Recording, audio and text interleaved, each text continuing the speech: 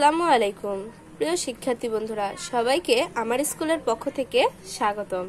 আজকে আমরা হিসাব বিজ্ঞান বইয়ের নবম ও দশম শ্রেণীর হিসাব বিজ্ঞান বইয়ের অষ্টম অধ্যায় নিয়ে আলোচনা করব, যার অধ্যায়ের নাম হচ্ছে নগদান বই। নগদান বই বলতে আমরা আসলে কি বুঝি? যে বইতে শুধু নগদ অর্থের প্রাপ্তি ও প্রদান ঘটে, ওই লেনদেন সমূহকে একত্রিত করে যে বই প্রস্তুত করা হয়। কি বললাম? নগদ অর্থের প্রাপ্তি ও প্রদান ঘটে, ওই লেনদেন সমূহকে একত্রিত করে যে বইতে লিপিবদ্ধ করা হয় তাকে বলা হয় নগদান বই। নগদান বইকে হিসাব বিজ্ঞান বইয়ের বলা হয় প্রাথমিক বই। নগদান বইকে বলা হয় প্রাথমিক হিসাবের বই। আমরা জানি যে জাবেদা হচ্ছে প্রাথমিক হিসাবের বই, কিন্তু নগদান বই প্রাথমিক হিসাবের বই এই কারণেই বলা হয় কারণ জাবেদার একটি অন্যতম শাখাই হচ্ছে নগদান বই। কারণ যখন আমরা নগদান বই প্রস্তুত করতে যাব তখন আমাদের অবশ্যই জাবেদা প্রয়োজন হবে। আর জাবেদা থেকে আমরা এখন বলতে পারি যে না, নগদান বই করতে গেলে তো আমাদের খতিয়ানের মতো করতে হয়, তাই নগদ জাবেদা প্লাস হচ্ছে খতিয়ান দুইটার সমন্বয়ে আমাদের নগদান বই প্রস্তুত হয়ে থাকে। কারণ যখন আমরা নগদান বই তৈরি করি তখন আমাদের প্রথমত লেনদেনটাকে লিপিবদ্ধ করতে হয়। প্রথম লিপিবদ্ধ করতে হয় জাবেদায়, তা জাবেদা থেকে আমাদের খতিয়ান করতে হয়। খতিয়ানে আমরা যে জেটটা পাই সেটা দ্বারা আমরা বুঝতে পারি যে আমাদের প্রতিষ্ঠানে প্রাপ্তি বেশি না প্রদান বেশি হয়েছে, তা আমরা ব্যালেন্সটা বা জেটটা বের করে থাকি। তা ব্যবসায় প্রতিষ্ঠান পরিচালনা করতে গেলে বা ব্যবসায়ের নগদ অর্থ ও চালান ওতপ্রোতভাবে জড়িত থাকে। ব্যবসার প্রতিটি ক্ষেত্রে নগদ অর্থের প্রয়োজন হয়। সাপোজ এটি একটি প্রতিষ্ঠান, এই প্রতিষ্ঠানটা পরিচালনা করতে গিয়ে আমরা জানি যে ব্যবসায়িক সত্তা নীতি মোতাবেক আমাদের প্রতিষ্ঠানকে আলাদা একটি ব্যক্তি সত্তা দেওয়া হয়েছে। মালিক একজন, প্রতিষ্ঠান তার নিজের নামে চলে, প্রতিষ্ঠান আলাদা। সেই ক্ষেত্রে ব্যবসায় পরিচালনা করতে গেলে অবশ্যই প্রথমত কোন জিনিসটা আমাদের প্রয়োজন হয়? প্রথমত আমাদের নগদ অর্থের প্রয়োজন হয়। তা এই ক্ষেত্রে আমরা বলতে পারি সর্বা অপেক্ষায় তরল সম্পদ কোনটি? সর্বা অপেক্ষায় তরল সম্পদ হচ্ছে নগদ টাকা বা হাতে নগদ। হাতে নগদ ব্যবসার প্রতিটি ক্ষেত্রে নগদ অর্থের প্রয়োজন হয়। যেমন ব্যবসায় প্রতিষ্ঠান পরিচালনা করতে গেলে বা আরম্ভ করতে গেলে প্রথমত এই ব্যবসায় প্রতিষ্ঠানের জন্য বিভিন্ন ধরনের আসবাবপত্র কিনতে গেলে আমাদের নগদ অর্থের প্রয়োজন হবে, বা কোনো পণ্য কিনে এনে তা বিক্রি করতে গেলেও আমাদের নগদ অর্থের প্রয়োজন হবে। সেক্ষেত্রে আমরা বলতে পারি যে নগদ অর্থটাই হচ্ছে সর্বাপেক্ষায় তরল সম্পদ। আশা করি সবাই বুঝতে পেরেছ। তো আজকে আমরা প্রথমত নগদান বইটা কি সেটা জানবো। নগদান বইটা হচ্ছে একটি যেখানে যে সকল লেনদেনের দ্বারা নগদ অর্থের প্রাপ্তি বা প্রদান ঘটে, ওই লেনদেন সমূহকে একত্রিত করে যে বইতে প্রস্তুত করা হয় তা হচ্ছে নগদান বই। আর এখন আমরা জানবো যে নগদান বই কত প্রকার। এই নগদান বই কত প্রকার? নগদান বই কত প্রকার? নগদান বই যখন এই প্রশ্নটা তোমরা এমসিকিউর মধ্যে পাবা তখন চোখ বন্ধ করে লিখবা নগদান বই হচ্ছে কত প্রকার? 4 প্রকার। নগদান বই কত প্রকার? 4 প্রকার। এখন অনেকের মনে প্রশ্ন জাগতে পারে, আমাদের বইয়ে তো 3 প্রকার দেখানো হয়েছে, তাহলে 4 প্রকার কিভাবে হলো? নগদান বই প্রথমত হচ্ছে 4 প্রকার। এটাই হচ্ছে তার একুরেট উত্তর। যদি লেখা থাকে নগদান বই কত প্রকার বা কেউ জিজ্ঞাসা করে, তোমার অ্যান্সারটা হবে নগদান বই 4 প্রকার। কারণ এসএসসিতে মনে করো যে তোমাদের বইতে 3টা দেখানো হয়েছে, কারণ এই তিনটা সংজ্ঞায়িত করা হয়েছে, এই কারণে তোমরা 3টা সম্পর্কে জানেছ। কিন্তু তোমরা ভবিষ্যতে যখন কলেজে উঠবা তখন তোমরা খুচরা নগদান নামে আরেকটি নগদান পাবে, সেই ক্ষেত্রে বই পাবে। তো সেই ক্ষেত্রে হচ্ছে নগদান বই 4 প্রকার, কিন্তু তোমাদের ব্যবহার দেখানো হয়েছে 3টার, তাই তোমরা অঙ্ক করতে গেলে 3টার ব্যবহার করবে আর যদি প্রকার চায় তখন 4টা প্রকার দিবে। তাহলে নগদান বই 4 প্রকার আমরা জানি। প্রথমটা কি? এক ঘরা। এক ঘরা নগদান বই, এক ঘরা নগদান বই। দ্বিতীয়টা হচ্ছে 2 ঘরা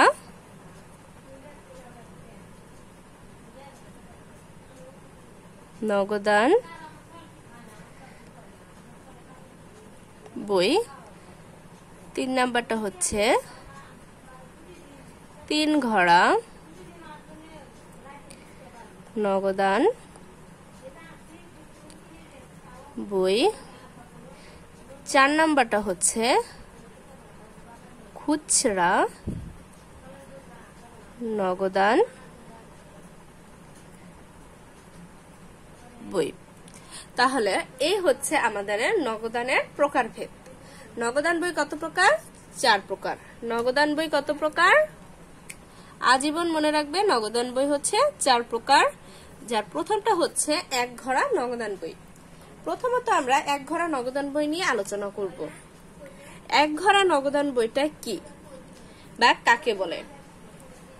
এক ঘরা নগদান বইতে সাপোজ মনে করো ছোট ব্যবসায় প্রতিষ্ঠানের ক্ষেত্রে, এক ঘরা নগদান বইটা প্রযোজ্য।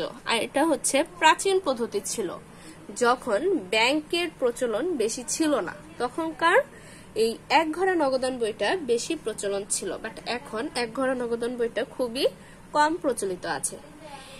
এক মালিকানা ব্যবসায় প্রতিষ্ঠানের ক্ষেত্রে, ছোট ছোট প্রতিষ্ঠানের ক্ষেত্রে আমরা এক ঘরা নগদান বই লক্ষ্য করতে পারবো, কিন্তু বেশিরভাগ ক্ষেত্রে এখন আমরা 2 ঘরা ও 3 ঘরা নগদান বইটাই বেশি প্রচলিত থাকে।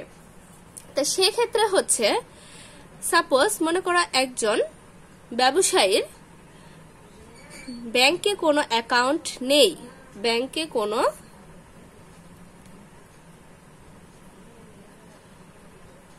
কোনো অ্যাকাউন্ট নেই। সেই ক্ষেত্রে তার ব্যবসায় পরিচালনা করতে গেলে তার শুধু প্রতিষ্ঠানে নগদ অর্থের আদান এবং নগদ অর্থের প্রদানটাই সে লিপিবদ্ধ করে রাখবে। আর যে বইতে শুধু নগদ অর্থের প্রাপ্তি এবং প্রদান ঘটে থাকে বা লিপিবদ্ধ করা হয়ে থাকে সেই বইকেই বলা হয় এক ঘরা নগদান বই। আশা করি সবাই বুঝতে পেরেছ। এই এক ঘরা নগদান বইয়ের ছক হচ্ছে, ছকে কয়টি ঘর থাকে? 10টি। কয়টি ঘর থাকবে? 10টি। আর এই নগদান বইটা যেহেতু জাবেদা প্লাস খতিয়ানের সমন্বয়ে তৈরি করা হয়, সেক্ষেত্রে এখানে জাবেদাও থাকবে প্লাস হচ্ছে খতিয়ানের নিয়মটাও থাকবে। তা খতিয়ান হচ্ছে, আমরা খতিয়ান যখন করেছিলাম খতিয়ানের 2টা ছক ছিল, একটা হচ্ছে টি ছক আর একটা হচ্ছে জের ছক। তা আমরা নগদানটা যখন করব তখন হচ্ছে আমরা টি ছকের মাধ্যমে করব। টি ছকে যেরকম ছিল যে 2 পাশে সমান, ঠিক নগদান বইগুলো হচ্ছে 2 পাশে সমান থাকবে। তাহলে এক ঘরায় নগদান বইয়ের ছকে কয়টি ঘর থাকে? 10টি। দুপাশে 5টি 5টি করে 10টি ঘর থাকবে। তারপর হচ্ছে 2 ঘরা। এখন 2 ঘরা নগদান বই, 2 ঘরা নগদান বইটা আসলে কি? পরবর্তী প্রজন্মে বা ধাপে যখন ব্যাংক প্রচলনটা বেড়ে গেল, বৃহত্তম প্রতিষ্ঠানের ক্ষেত্রে দেখা গেছে যে ব্যাংক প্রচলন, যা এই প্রতিষ্ঠানের নগদ প্লাস ব্যাংকে অ্যাকাউন্ট আছে, ব্যাংক সংক্রান্ত চেকের লেনদেনগুলো হয়ে থাকে। কিসে? চেকের লেনদেনগুলো সংঘটিত হয়ে থাকে। ওই সকল প্রতিষ্ঠানে 2 ঘরা নগদান বই তৈরি করা হয়ে থাকে, সংঘটিত হয়ে থাকে। সেক্ষেত্রে 2 ঘরা নগদান বই প্রস্তুত করতে হয়। তাহলে 2 ঘরা নগদান বইয়ে আমাদের দুপাশে ব্যাংকের টাকা নামে 2টো টাকার ঘর আসবে।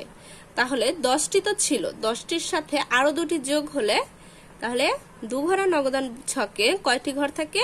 12টি। তাহলে যে সকল প্রতিষ্ঠানে, এখন বেশিরভাগ প্রতিষ্ঠানেই দেখা যায় প্রত্যেক ব্যবসায়ীর ব্যাংকে একটি অ্যাকাউন্ট থাকে। সে পণ্য, আমরা যখন চেকের মাধ্যমে পণ্য ক্রয় বিক্রয় করে থাকি সেক্ষেত্রে আমাদের ব্যাংকে অ্যাকাউন্টটা প্রয়োজন হয়। আর যেই ক্ষেত্রে মনে করো যে ব্যবসায়িক প্রতিষ্ঠানে তার একটি ব্যাংক অ্যাকাউন্ট আছে, সেক্ষেত্রে সে চেকের মাধ্যমে পণ্যটা বিক্রি করতে পারবে বা পণ্যটা ক্রয় করতে পারে। এই কারণে তাদের একটি ব্যাংক অ্যাকাউন্ট থাকবে, সাথে হচ্ছে তারা নগদেও লেনদেন করবে। তার এই 2 ধরনের যখন লেনদেন সংগঠিত হবে যে প্রতিষ্ঠানে, সেই প্রতিষ্ঠানে 2 ঘরের নগদান বই প্রস্তুত করতে হবে। এখন 3 ঘরের নগদান বই। 3 ঘরের নগদান বইটা আসলে কি?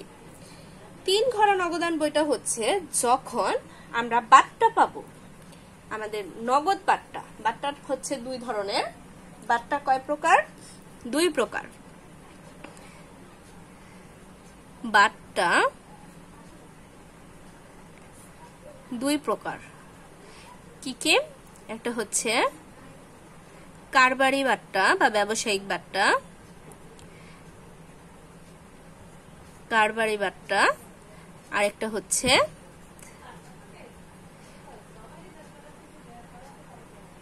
নগদ বাট্টা। নগদ বাট্টা। তো কারবারি বাট্টা হচ্ছে যখন কোনো পণ্য নগদে ক্রয় বিক্রয় করার ক্ষেত্রে যে বাট্টা প্রাপ্তি হয় বা প্রদান করা হয় নগদে, এই বাট্টাকে আবার 2 ভাগে ভাগ করা হয়েছে। একটা হচ্ছে ক্রয় বাট্টা,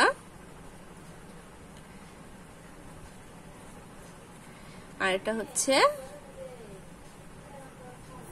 বিক্রয় বাট্টা। আর নগদ বাট্টাকেও আবার 2 ভাগে ভাগ করা হয়েছে। একটা হচ্ছে প্রাপ্ত বাট্টা,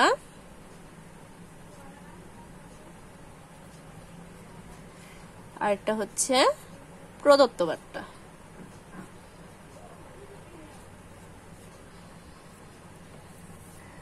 আশা করি সবাই বুঝতে পেরেছো যে বাট্টা হচ্ছে 2 প্রকার। একটা হচ্ছে কারবারি বাট্টা, আর একটা হচ্ছে নগদ বাট্টা। কারবারি বাট্টাকে 2 ভাগে ভাগ করা হয়েছে। একটা হচ্ছে ক্রয় বাট্টা, আর একটা হচ্ছে বিক্রয় বাট্টা। কারবারি বাট্টাটা হচ্ছে যে বাট্টাটা তুমি যখন কোনো পণ্য নগদে ক্রয় অথবা বিক্রয় করবে সেই ক্ষেত্রে যে বাট্টাটা পাবা, অনেক সময় থাকে না 10% বাট্টায়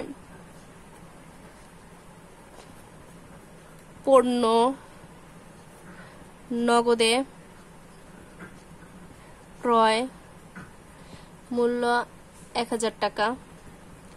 এই ক্ষেত্রে আমরা কি করি, 10% যে বাট্টায় পণ্য নগদে ক্রয়, এই 1000 টাকার পণ্য ক্রয় করেছি, কিন্তু 1000 টাকার 10% করলে কত আসে? 1000 গুণন 10% করলে আমাদের 100 টাকা আসবে। সেই 100 টাকা তুমি যে একটা ছাড় পেলে, ছাড় বলতে বুঝি আমরা বাট্টা, এই 100 টাকা বাদ দিয়ে আমরা কত টাকা প্রদান করব? 900 টাকা। এই বাট্টার পরিমাণটা দেখা যায় না। তাই নগদে লেনদেনের ক্ষেত্রে যে বাট্টা পাওয়া যায় তাকে বলা হয় কারবারি বাট্টা বা ব্যবসায়িক বাট্টা। পণ্য ক্রয় করতে গিয়ে যে বাট্টা দেওয়া হয় তাকে বলা হয় ক্রয় বাট্টা, আর বিক্রয় করার সময় যে বাট্টা হয় সেটা হচ্ছে বিক্রয় বাট্টা। তো এটা হচ্ছে তোমার নগদান বইয়ে অন্তর্ভুক্ত হয় না। টাকার পরিমাণটাই 100 টাকা অন্তর্ভুক্ত হবে না, 100 টাকা বাদ দিয়ে 900 টাকা অন্তর্ভুক্ত হবে। কারণ তুমি 10% বাট্টায় পণ্যটা ক্রয় করেছিলে, সেই ক্ষেত্রে তুমি 10% টাকাটা বাদ দিয়ে তুমি তাকে টাকাটা পরিশোধ করবে। আর নগদ বাট্টাটা হচ্ছে 2 প্রকার, প্রাপ্ত বাট্টা আর একটা হচ্ছে প্রদত্ত বাট্টা। প্রাপ্ত বাট্টা হচ্ছে নগদ বাট্টাটা আসলে কি? নগদ বাট্টাটা হচ্ছে যখন কোনো পণ্য বাকিতে ক্রয় বিক্রয় করা হবে, যখন কোনো পণ্য বাকিতে ক্রয় বিক্রয় করা হয়, আর সেই ক্ষেত্রে যে বাট্টাটা দেওয়া হয় বাকিতে ক্রয় বিক্রয়ের সাথে সম্পর্কিত যে বাট্টা, সেটা হচ্ছে নগদ বাট্টা। যখন আমরা কোনো কিছু বাকিতে বিক্রি করি তখন আমাদের দেনাদারের সৃষ্টি হয়। বাকিতে যখন বিক্রি করি তখন কি সৃষ্টি হয়? দেনাদার। আর যখন বাকিতে কোনো কিছু ক্রয় করি তখন সৃষ্টি হয় পাওনাদার। আর এই যখন দেনাদার আর পাওনাদার সৃষ্টি হয় তখন তাদেরকে আমরা একটা শর্তে বাকিতে পণ্য বিক্রি করে থাকি, যে বাট্টা বা যখন আমরা এত তারিখের মধ্যে তুমি টাকাটা পরিশোধ করবে, বা দেখা গেছে আমরা বাকিতে বিক্রি করছি, দেনাদারের অনাদায়ী সৃষ্টি হয়ে যাচ্ছে, দেনাদার আমাদের টাকাটা দিচ্ছে না। যখন একজন দেনাদারের কাছে সাপোজ মনে করো 5,000 টাকা পাও, একজন দেনাদারের কাছে 5,000 টাকা পাও, সে তোমার টাকাটা দিচ্ছে না। তখন তুমি তোমার দেনাদারকে বললে যে ভাই আপনি আমাকে 5,000 টাকা দেওয়া লাগবে না, 4,000 টাকা দিন, 1,000 টাকা ছাড়। এই যে 1,000 টাকা কম, সেই টাকাটা হচ্ছে বাট্টা। তুমি দেনাদারের কাছে পেতা হচ্ছে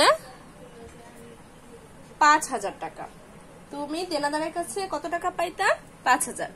কিন্তু তুমি তোমার দেনাদারকে দেখতেছো যে সে তোমাকে টাকাটা দিচ্ছে না, বা এমন হচ্ছে যে তোমার খুবই ইমার্জেন্সি দরকার হচ্ছে, সেই ক্ষেত্রে তুমি তোমার দেনাদারকে বলছো ভাই আমাকে 5,000 টাকা দেওয়া লাগবে না, আমাকে এখনই 4,000 টাকা দাও। তাহলে সেই আর 1,000 টাকা আমাকে দেওয়া লাগবে না, নিষ্পত্তি করে দিতে বলছে। সেই ক্ষেত্রে যে বাট্টাটা তুমি তাকে দিয়েছো সেটা হচ্ছে প্রদত্ত বাট্টা।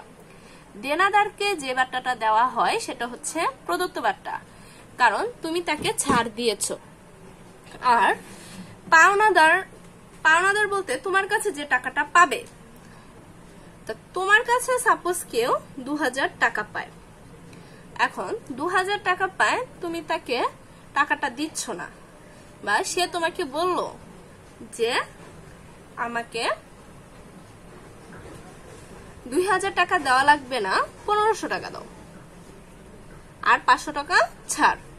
তা এই যে এখানে যে 500 টাকা ছাড় পেলাম, এটা কে পাইছে? তুমি পাইছো।